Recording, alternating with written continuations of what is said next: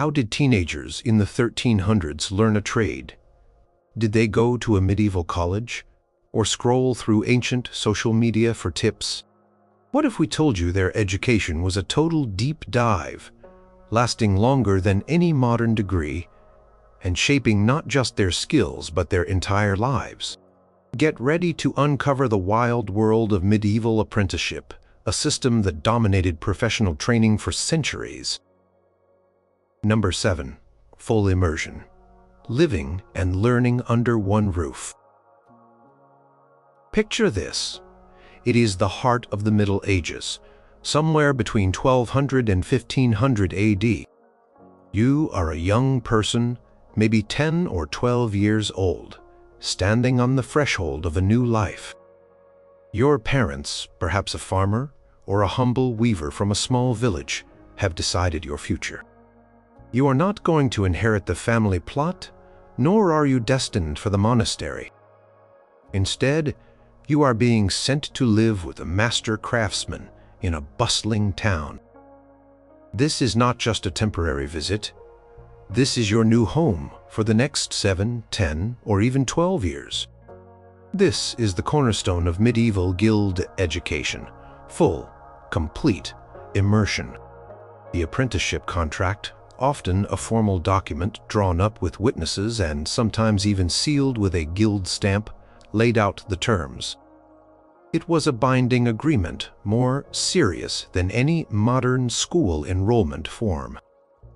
The master, the seasoned professional at the top of his trade, pledged to teach you his craft, to feed you, clothe you, and provide you with a bed. In return, you, the apprentice, promised unwavering obedience, diligence, and loyalty. You became, for all intents and purposes, part of the master's household. Historians poring over surviving medieval guild records have found countless examples of such contracts, detailing everything from the length of service to the agreed-upon payment, which was often very little or none at all beyond the basic provisions. Some contracts even stipulated a small lump sum or a new suit of clothes upon successful completion, a sort of medieval graduation bonus. Living in the master's home meant that learning was not confined to a classroom or a specific workshop schedule. It was constant.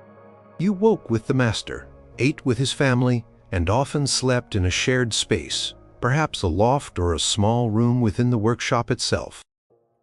For an apprentice baker, this meant the smell of yeast in baking bread was the first thing to greet them in the morning, long before dawn. They would be up, helping to stoke the ovens, learning the precise feel of dough, the delicate balance of flour and water. Tailor's apprentice, on the other hand, might find themselves assisting with the master's morning routine, then helping to arrange bolts of fabric before customers arrived. Constantly observing the flow of the business, the master's wife, often called the mistress, also played a crucial role in this immersive environment. While she might not be teaching the specific craft skills, she managed the household, ensuring the apprentice was fed, clothed, and often provided moral guidance. She was a proxy parent, responsible for the apprentice's well-being and domestic education. This constant exposure meant that even chores became learning opportunities. Sweeping the workshop floor for a carpenter's apprentice meant learning about different types of wood shavings, identifying which pieces were scrap and which could be repurposed. Polishing tools for a goldsmith's apprentice taught them the value of meticulous care and the feel of the instruments they would soon wield. There was no clear division between work time and personal time. The craft permeated every aspect of life. You absorbed the rhythms of the workshop, the unspoken signals between master and journeyman, the sounds and smells of the trade. It was a 24/7 learning environment, a profound difference from today's structured educational settings. Consider the dynamic for a young apprentice joining a busy weaving workshop. They would see the raw wool arriving, watch the intricate process of carding and spinning, observe the masters and journeymen working the looms with incredible precision. Even during meals, conversations often revolved around the quality of materials, challenges with the current commission, or the latest guild regulations. This natural, organic way of learning, through continuous observation and participation in the entire ecosystem of the craft, was incredibly effective.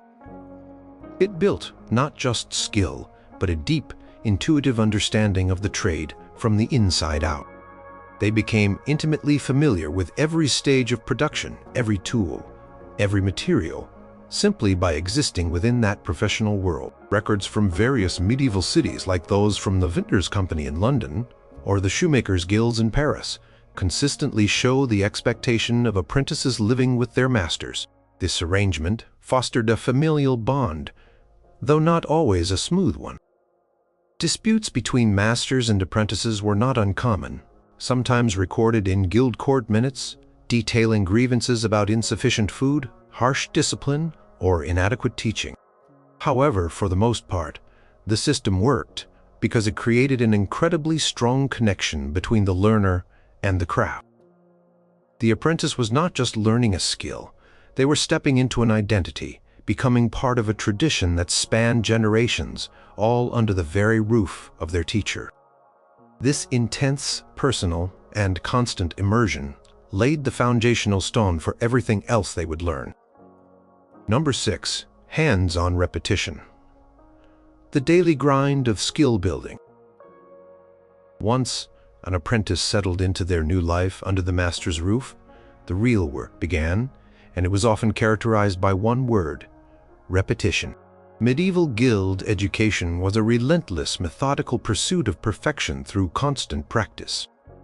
Think of it as the ultimate muscle memory training, but stretched out over years, not weeks or months. This was not about quickly grasping a concept. It was about internalizing movements, perfecting techniques, and achieving a level of speed and accuracy that seems almost superhuman today.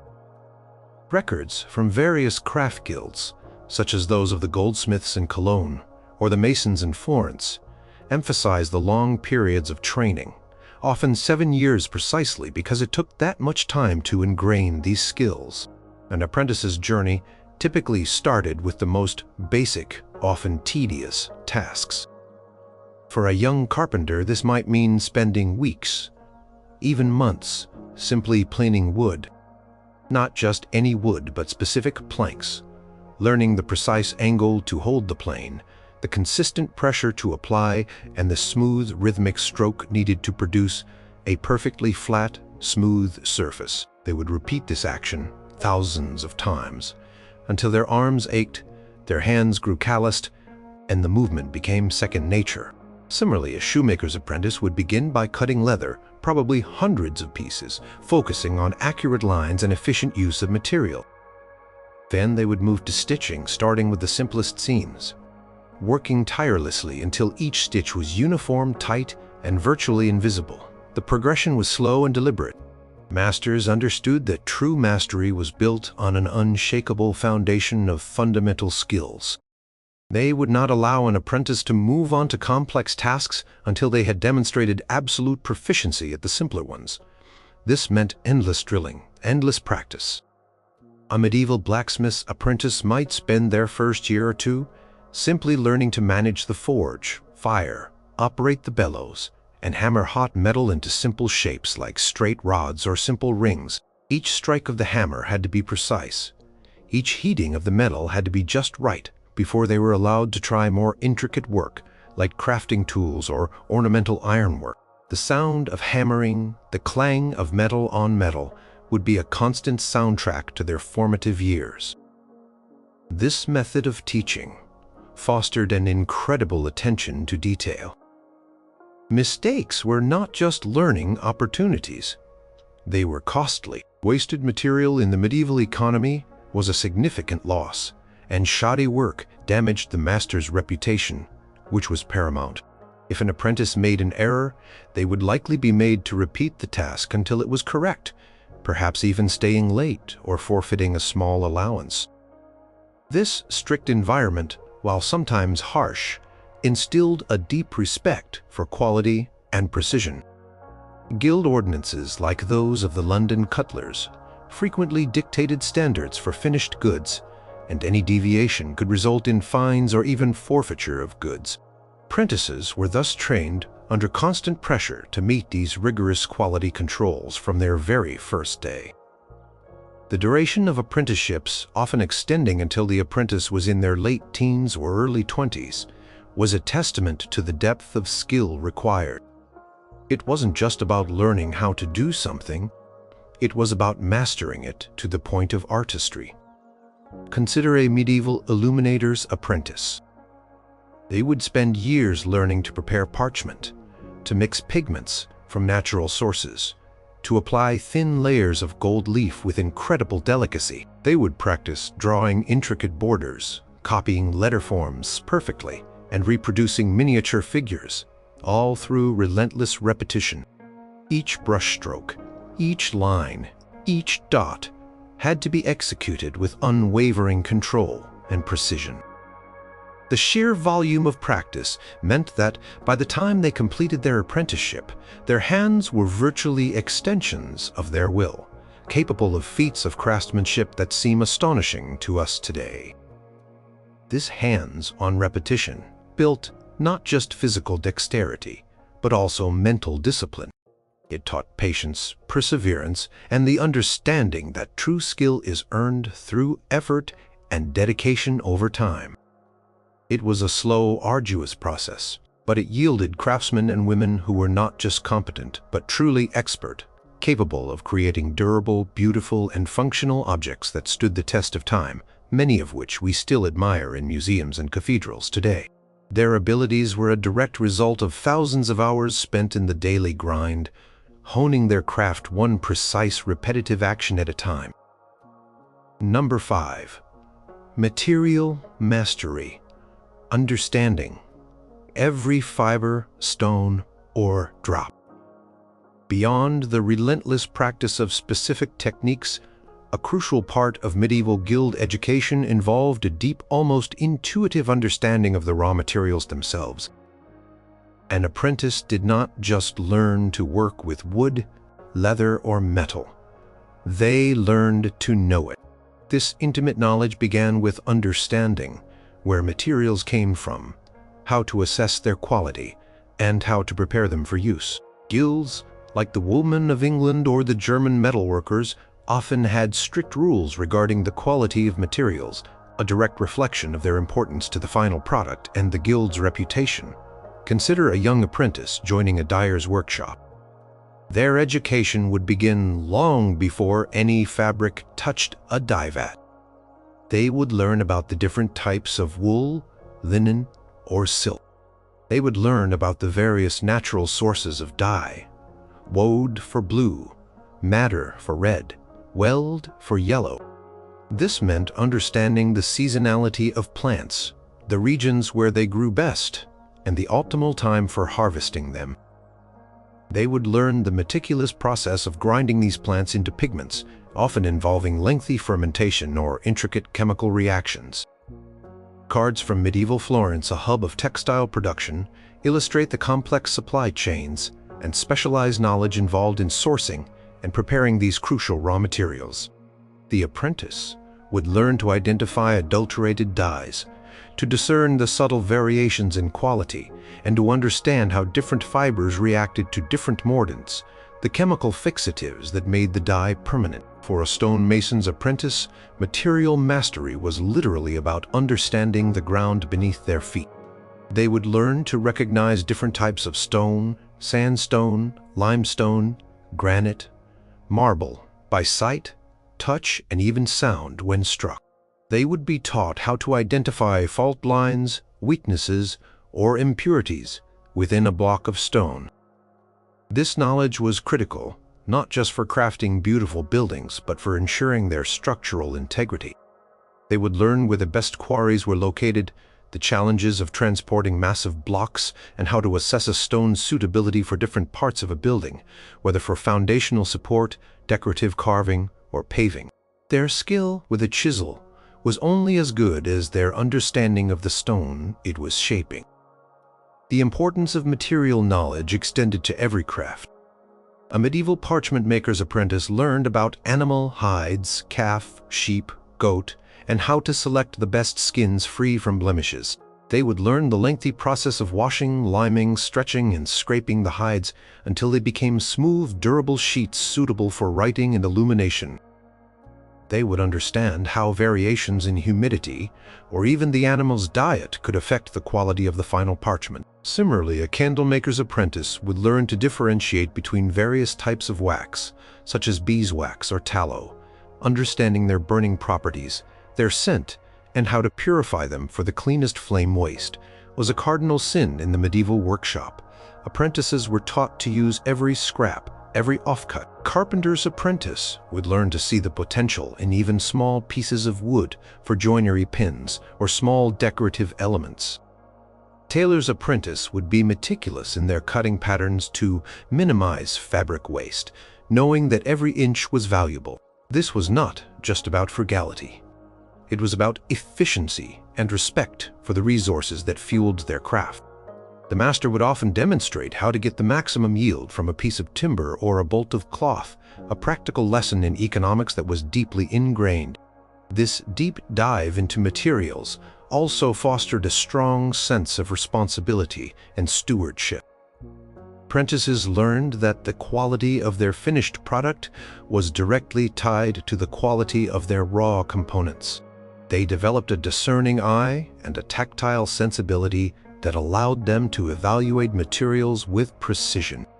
This mastery of materials was not just an academic exercise. It was a fundamental practical skill that underpinned the entire production process, ensuring that the final creations were not only beautiful but also durable and fit for purpose, reflecting the high standards expected by medieval guilds and their customers. It was, in essence, learning the alphabet of their craft, understanding the very building blocks before they could write their own story. Number 4. Tool talk. Becoming one with the instruments of the trade. Imagine becoming so intimately familiar with your tools that they feel like extensions of your own hands. This was another core element of medieval guild education. An apprentice did not just learn to use tools. They learned to understand them, to care for them, and in some cases, even to make them. Records from craft guilds across Europe, such as the Coopers' Guild in Paris or the Blacksmiths in London, frequently refer to the importance of tools and their proper maintenance, sometimes even detailing what tools an apprentice should possess upon becoming a journeyman. The education began with identification. An apprentice would learn the name and purpose of every hammer, chisel, saw, needle, or brush in the workshop. They would learn the specific grip for each, the angle of attack, the amount of force required. This often involved weeks or months of simple repetitive tasks designed to build muscle memory and familiarity. For a carpenter's apprentice, this might involve endlessly practicing different cuts with various saws, learning the feel of the blade, the sound of the teeth biting into wood, and how to maintain a straight line. Beyond basic usage, apprentices were responsible for tool maintenance, sharpening chisels and planes to a razor edge, oiling and cleaning metal tools to prevent rust, and ensuring wooden handles were smooth and crack-free were daily chores. This was not merely about keeping the workshop tidy. It was about ensuring the tools were always in peak condition, as a dull blade or a rusty hammer could ruin a project and injure the user. A blacksmith's apprentice, for instance, would spend considerable time learning how to properly temper steel, a process crucial for hardening tools like chisels or files, ensuring they would hold an edge and not break under stress. They would learn to read the colors of hot metal, understanding when it was just right for hardening or annealing. In some trades, apprentices were even taught to make some of their own tools. A locksmith's apprentice might forge and file components for locks and eventually entire mechanisms, including the specialized files and small hammers needed for the intricate work. This process deepened their understanding of the tools themselves, teaching them the principles of their construction and how they functioned. It fostered a profound respect for the instruments of their trade, seeing them not just as implements but as finely crafted objects in their own right, deserving of care and precision. The master would often demonstrate proper tool usage, explaining the nuances of each grip and stroke, passing down generations of practical wisdom. Safety, though not formalized as it is today, was also implicitly taught through tool use. Apprentices learned that certain tools could cause injury if mishandled. A weaver's apprentice would learn to operate the loom's shuttle with care to avoid hand injuries, and a glazier's apprentice would be taught the safest way to cut and handle fragile glass. Constant supervision of the master and journeyman ensured that dangerous habits were corrected immediately. Mistakes were often painful reminders of the importance of vigilance and proper technique. The concept of a tool being an extension of the craftsman's hand was deeply ingrained. An apprentice had to become one with their tools, feeling the grain of the wood through the chisel, the resistance of the metal through the hammer, the tension of the thread through the needle. This intimate connection allowed for remarkable precision and control, leading to the high quality of medieval craftsmanship. Guilds often had regulations about the types of tools permitted, ensuring that only proper instruments were used in the production of goods, further emphasizing the importance of quality and standardized practice. For a young apprentice, the tools of their trade were more than just objects. They were symbols of their future profession, the keys to unlocking the secrets of their craft. Mastering them was a long and arduous process, but one that ultimately transformed them from raw recruits into skilled artisans capable of turning raw materials into finished masterpieces, all by the expert manipulation of their trusted instruments. It was a tangible connection to their lineage of craft, a language spoken not with words but with steel and wood and skilled hands. Number 3. The Code of Conduct, shaping character and reputation. Medieval guild education extended far beyond practical skills and technical proficiency. Crucial, often unwritten aspect of the training involved shaping the apprentice's character, instilling moral values, and integrating them into the social fabric of the guild and the wider community. Guilds were not just economic entities. They were social and religious organizations with strict codes of conduct that governed the lives of their members, including the youngest apprentices. Records from city councils and guild archives throughout medieval Europe, such as those from the Hanseatic League cities or various English mercantile guilds, show numerous instances where moral conduct was enforced and emphasized. From the moment an apprentice entered the master's household, they were expected to adhere to a strict regimen of discipline and obedience.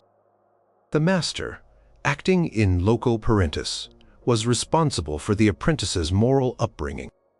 This meant teaching diligence in work, honesty in dealings, and respect for authority.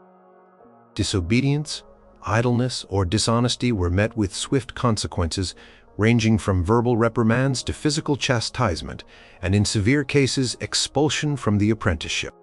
The apprentice's behavior reflected directly on the master's reputation, and, by extension, on the entire guild.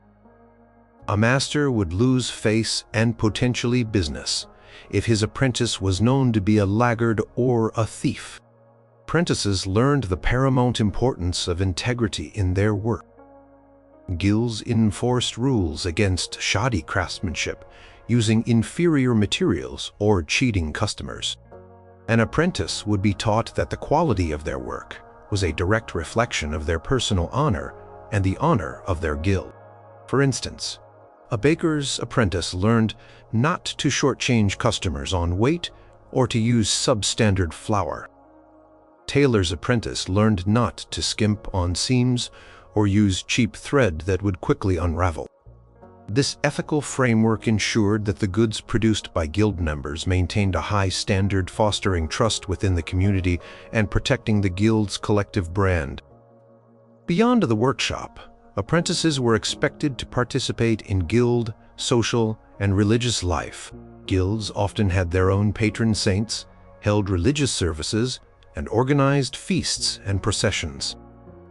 Apprentices would join in these activities, learning loyalty to their fellow guild members and understanding the communal aspects of their profession. This participation fostered a sense of belonging and solidarity, crucial for navigating the often competitive urban landscape. They learned to respect the guild's traditions, its elder members, and its rules. Records from the various confraternities and fraternities associated with guilds show their role in charitable giving, mutual support, and communal worship, all of which apprentices would observe and eventually participate in. The apprentice also learned about social etiquette and appropriate behavior in public. They represented the master and the guild. Swearing, drunkenness, gambling, or fighting in public could lead to severe penalties. They were taught discretion, particularly regarding trade secrets which were to be guarded fiercely and never divulged to outsiders. The act of stealing a master's knowledge or methods was seen as a profound betrayal, threatening the very economic livelihood of the guild. This instilled a deep sense of loyalty and respect for intellectual property, even if not codified in modern terms. The goal of this moral conditioning was to produce not just skilled craftsmen, but responsible, upstanding citizens who would uphold the reputation of their trade. By the time an apprentice became a journeyman, they were expected to embody the values of their guild: honesty, diligence, solidarity, and a profound dedication to quality. This holistic approach to education ensured that medieval apprentices were prepared not only for a career, but for a lifetime of contributing positively to their community and upholding the esteemed standards of their chosen craft. It was an education of the soul as much as the hand. Number 2. Secret scrolls and whispered wisdom, unlocking trade secrets. While much of medieval guild education was hands-on and practical, there was another more elusive dimension: the transmission of theoretical knowledge and highly guarded trade secrets. This was not always written down in easy-to-read manuals. Instead, it often consisted of whispered wisdom, oral traditions, and intricate formulas passed down directly from master to apprentice, often in a gradual, almost ritualistic manner. Records from various European guilds, especially those involved in complex processes like dyeing, metallurgy, or glassmaking, hint at the existence of these carefully protected recipes and techniques, rarely making them public. For many trades, the distinction between a skilled artisan and a true master lay in possessing this esoteric knowledge. Consider the master dyer. While an apprentice would learn the practical steps of preparing dyes and immersing fabrics, the true secret lay in the precise ratios of mordants, the exact temperatures for specific colors, or the subtle effects of different water sources on the final hue. These formulas were often developed through generations of trial and error, akin to scientific experimentation, and were invaluable assets. A master would reveal these secrets incrementally, trusting the apprentice only when their loyalty and skill were proven over many years. This was learning the why behind the how. In trades involving metallurgy, such as blacksmithing or goldsmithing, the secrets involved understanding the properties of different metals, how to alloy them for strength or specific qualities, and the precise temperatures for tempering and annealing steel. A medieval armorer, for instance, would know secret methods for hardening armor plates to resist punctures, perhaps involving specific quenching liquids or heating cycles. These were not publicly available facts, but precious knowledge gained through painstaking experience and passed down within the guild, ensuring their competitive edge. The art of alchemy, though mystical, often overlapped with practical metallurgy and dyeing, and these secrets were fiercely protected. For crafts like glass blowing, the knowledge involved intricate recipes for glass composition, including the exact proportions of sand, soda, and lime, and specialized techniques for manipulating molten glass at incredibly high temperatures. A glazier's apprentice might learn to cut and fit glass, but the secret of making truly vibrant stained glass with its brilliant colors and optical effects lay in the master's guarded knowledge of specific mineral additives and firing process. This kind of knowledge was a source of power and prestige for the guild. The secret scroll aspect was not always literal. Sometimes formulas were recorded in cryptic notations, understandable only to the initiated, or kept entirely in the master's memory. This oral tradition made the knowledge highly secure. Apprentices had to develop exceptional memory skills and pay meticulous attention to every detail the master shared. Knowing that this information was precious and not to be forgotten or shared outside the workshop, the master would often demonstrate a technique without fully explaining the underlying principles until the apprentice had earned sufficient trust and demonstrated their readiness to truly comprehend it. This process of gradually unlocking trade secrets created a bond between master and apprentice, a shared understanding that elevated them above mere laborers. It fostered a sense of belonging to an exclusive group, inheritors of specialized wisdom. It also ensured guild monopolies, as outsiders could not easily retake the quality or specific characteristics of guild-produced goods without this hidden knowledge. Transmission of these secrets was not just about economic advantage. It was about preserving the artistry, innovation, and cumulative wisdom of generations of craftsmen, passed down through whispers and guarded demonstrations, a true testament to the value of specialized, often unwritten knowledge in the medieval world. Number 1. Project-based learning. The journey to the masterwork. As an apprentice approached the end of their long term of service, their education transitioned into a phase of comprehensive, project-based learning. This was where all the individual skills they had painstakingly acquired through years of repetition, material mastery, and tool familiarity began to coalesce. The master would assign increasingly complex and complete tasks, challenging the apprentice to integrate all their learned knowledge into a single cohesive product. This phase served as the ultimate preparation for the culminating event of their training, the creation of a masterpiece, a final independent project designed to showcase their complete competence. Records from numerous guilds, such as those of the painters in Bruges or the goldsmiths in Nuremberg, consistently mention the requirement of a masterwork for admission to full guild membership.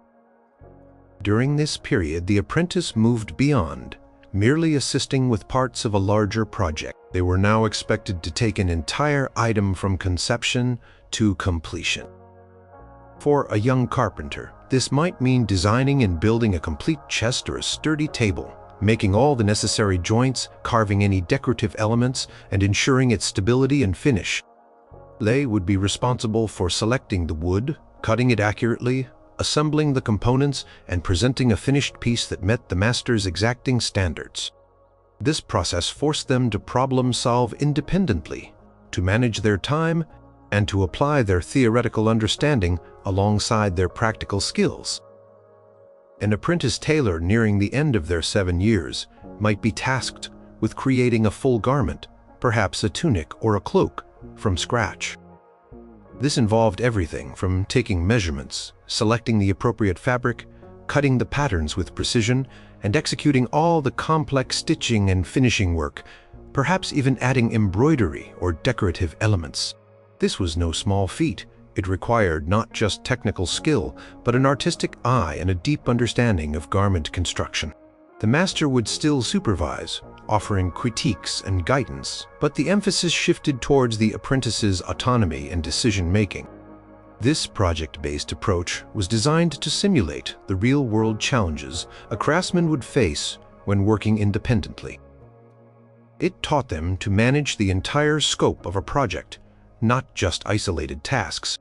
It instilled confidence and honed their critical thinking abilities. It also served as a practical demonstration of their readiness for the next stage of their career, often as a journeyman, traveling and working for different masters before potentially becoming a master themselves. Projects became progressively more difficult, building up to the grand finale of the masterwork. The masterpiece itself was the ultimate test. It was not just any piece of work. It was typically a specific, often elaborate item chosen by the guild, which the apprentice had to create entirely on their own, often under strict observation, and using their own materials. For a goldsmith, it might be an intricately detailed chalice, or a complex piece of jewelry. For a mason, it could be a finely carved stone gargoyle, or a precisely cut and assembled archway. For a painter, a small panel painting demonstrating their mastery of composition, color, and technique. This final project was then presented to a panel of guild masters for rigorous judgment. They would scrutinize every detail, every joint, every brushstroke, every finish, ensuring it met the highest standards of the guild. Passing the masterpiece examination was the gateway to becoming a free craftsman, capable of working independently, joining the guild as a journeyman, and eventually, with further experience, perhaps even setting up their own workshop as a master. It was a tangible demonstration that they had fully absorbed the guild's education, not just in skill, but in artistry, integrity, and independent execution. The masterwork was not merely a school project, it was a professional declaration, a testament to years of dedicated learning, and the final crowning achievement of a comprehensive medieval apprenticeship.